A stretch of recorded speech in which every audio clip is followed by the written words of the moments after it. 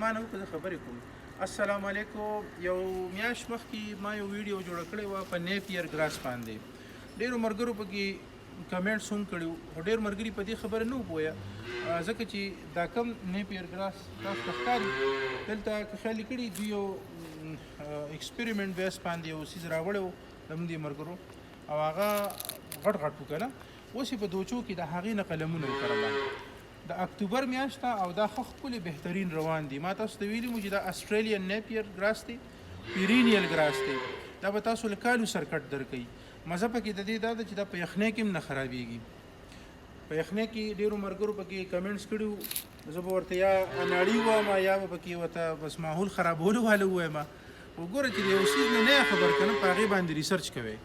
کیدای شي چې زما دا خبره تاسو ته ښه ونه لګي خو ما تاسو ته په هغه خبره خاص کر د فارمرز ته وکړه چې څوک څاروي ساتي چې د ښې نه ښه کوشش کوئ.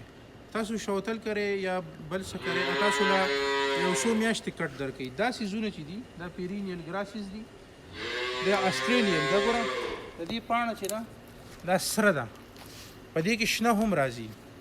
دا یو د ګرین پیرینیل نیپیر ګراس وایي دا ریډ نیپیر ګراس دی دا اسټریلین ګراس دی. دا په هر ځای کې د دې قلم هم میلاویږي د دې سره هم تاسو رابطه کولی شئ نور هم د دنیا میلاویږي. دا تاسو د کوم ځای نه راوړو؟